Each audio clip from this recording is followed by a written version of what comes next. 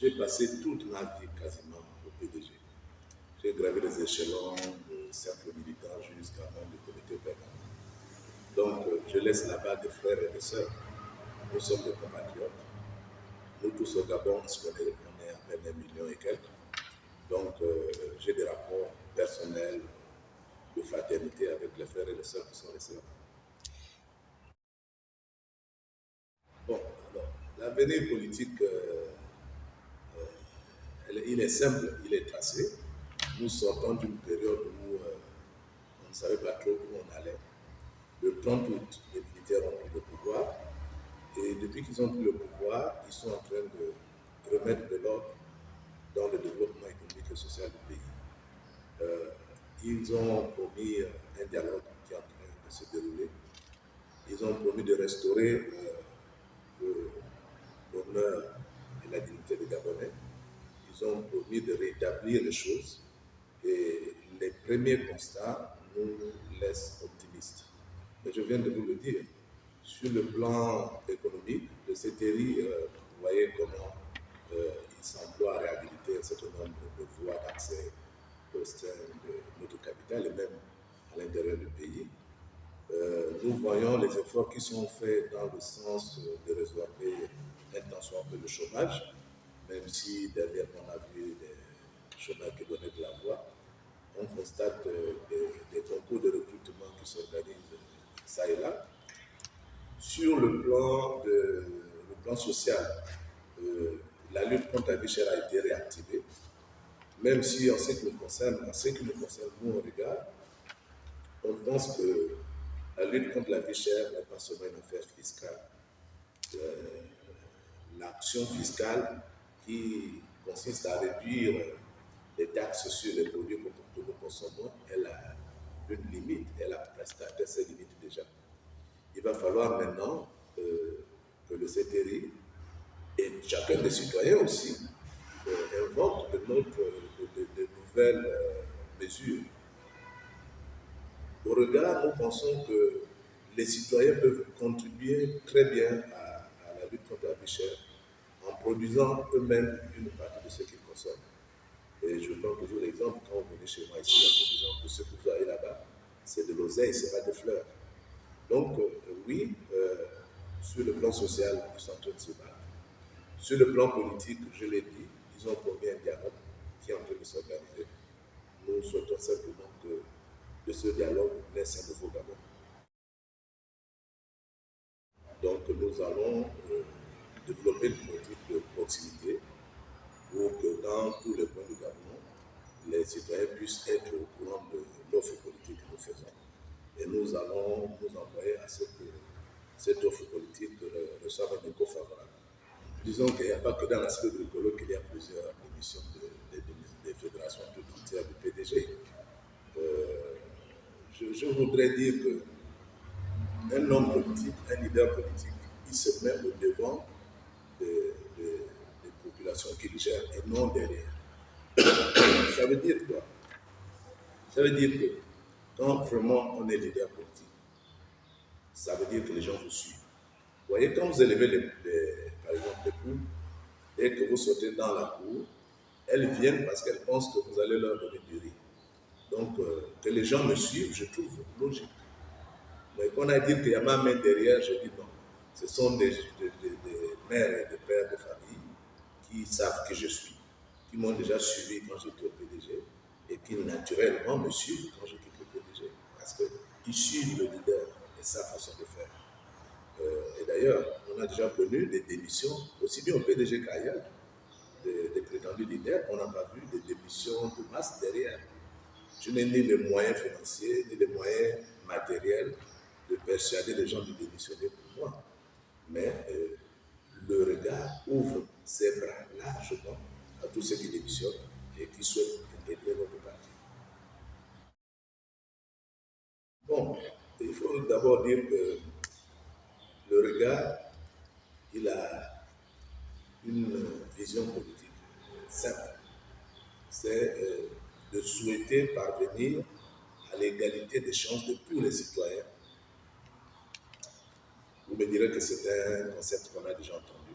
Oui, j'ai été au PDG et le PDG ONG à un moment a lancé ce concept, mais peut-être que le contenu n'était pas celui que nous voulons lui donner.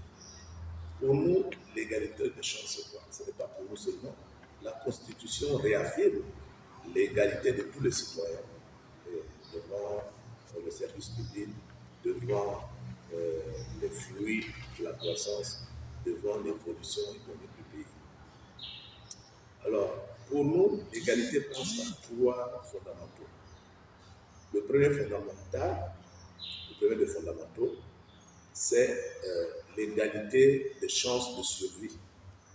C'est-à-dire que deux enfants qui naissent dans divers endroits du pays, dans le même territoire, devraient avoir les mêmes chances de survivre et de vivre.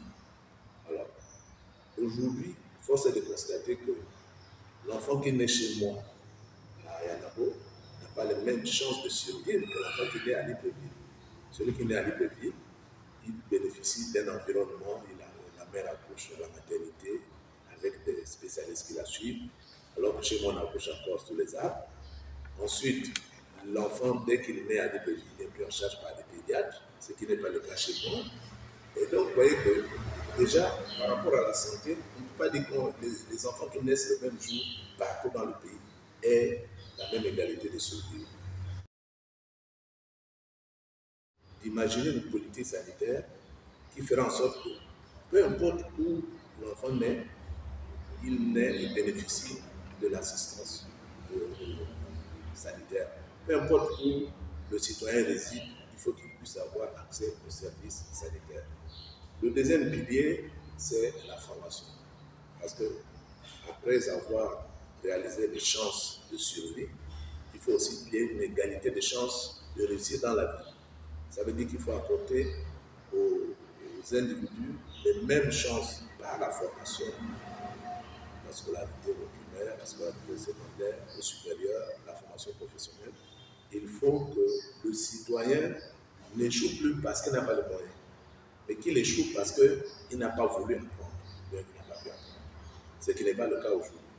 Donc, il faut revoir la carte scolaire, il faut revoir les conditions de scolarité pour rentrer en ligne de conformité avec la loi qui dit que la scolarité est obligatoire de 6 à 18 ans.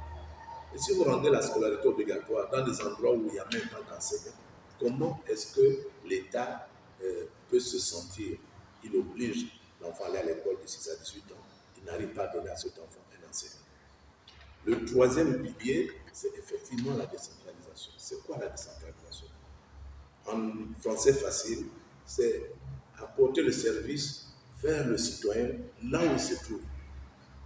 Et non faire en sorte que le citoyen là où il se trouve quitte son village pour venir chercher des services publics comme c'est le cas aujourd'hui. Vous constatez que Libreville a engorgé, que Franceville a un peu près engorgé, un peu Port-Gentil, un peu Oyem. C'est des citoyens qui fuient les villages pour venir au plus près du service public. Or, le but de la décentralisation, c'est le mouvement inverse. Prendre le service public et l'apporter aux citoyens. Donc, c'est aussi la manière pour chaque localité de pouvoir s'impliquer dans le développement économique du pays. Vous constatez qu'aujourd'hui, l'économie du pays est construite autour de Libreville, autour de Port-Gentil, autour de Franceville, un peu autour d'Oyem, un peu autour de Douila. Mais en dehors de ces localités, chaque coin du pays a des potentialités. Je dis toujours que Mekambo, dont les études sur la pauvreté disent que c'est l'un des coins les plus pauvres du pays, Mekambo, c'est une localité qui regorge beaucoup d'or. Comment comprendre qu'un endroit qui a autant d'or soit l'un des endroits les plus pauvres du pays? C'est donc ça aussi le but de la décentralisation, c'est d'apporter la cohésion dans le développement économique du pays. Et là n'est pas le problème. Nous avons pour la plupart fait des contributions. Donc même si nous sommes absents, normalement nos contributions devraient se retrouver au dialogue. Le dialogue national inclusif, c'est une promesse qui s'est tenue. Donc il faut déjà applaudir le fait que cette promesse ait été effective. Maintenant, on est en plein processus. On ne juge pas le résultat d'une course quand on siffle le sifflet du départ. On juge le résultat d'une course quand on a atteint la ligne d'arrivée. Donc, nous allons attendre la fin du dialogue avec les conclusions du dialogue pour pouvoir donner un avis motivé. Pour l'instant, les avis qu'on donne là sont des avis purement subjectifs. Et moi, j'essaierai d'être le moins subjectif possible. L'actualité de l'heure fait partie de 72 heures après la sortie de la déclaration de Nicole Asselé. Vous, en tant que leader d'opinion, président d'un parti politique, quelle appréciation faites-vous depuis sa sortie? Bien. Alors, Madame Asselé, c'est une personnalité publique de premier plan. Elle a été membre du gouvernement, elle a été leader d'un parti politique. Nous sommes dans un pays de libre expression, donc elle est libre de s'exprimer. Devrais-je commenter ces affirmations? Je dirais non. Pourquoi? Parce que moi aussi, je me suis exprimé, elle n'a pas commenté. Elle a usé de la même liberté que moi. Voilà. Elle est libre de dire ce qu'elle a dit. Nous sommes au thème de notre entretien. Quel est votre mot de fin? Bon, je vous remercie d'abord de donner encore une fois l'occasion d'expliquer c'est quoi le regard et que veut le regard. Le regard d'un parti politique nouvellement créé qui veut, dans cette période de transition, soutenir, si besoin est, de cet élu et qui veut, après la transition, apporter sa pierre à l'édifice du pays. Comme je vous l'ai dit tout à l'heure, et comme vous le constatez, nous avons un pays à forte potentialité, mais un pays dont les hommes sont quand même assez pauvres. Donc, il faut corriger cette distorsion. Nous, on regarde, comme on vous l'a dit, nous pensons qu'il faut davantage de cohésion dans le pays. Il ne faut pas qu'il y ait des zones de prospérité et des zones de pauvreté. Il faut que chaque localité, chaque terroir puisse apporter au pays ce dont elle est capable, ce dont il est capable. Et donc, nous nous battons pour ça. Nous nous battons d'abord pour que l'école publique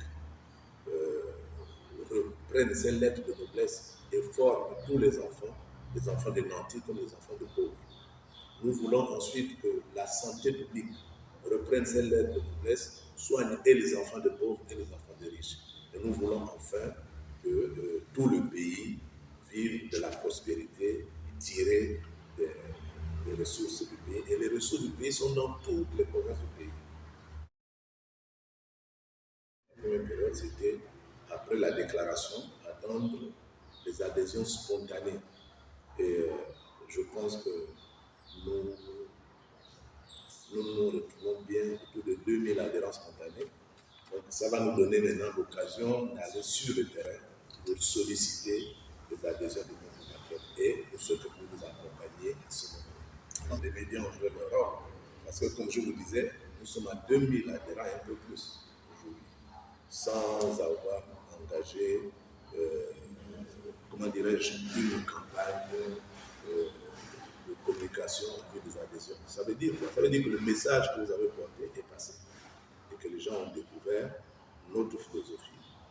Parce que, et alors, je dois vous dire aussi que sur les 2000 que nous avons déjà enregistrés, il y a très peu d'adhérents des partis existants. Ça veut dire qu'il y a aussi beaucoup de Gabonais qui restent non militants des partis et qui ont été captivés par le message tel que vous avez passé. Donc, c'est l'occasion pour nous de remercier les médias à travers eux pour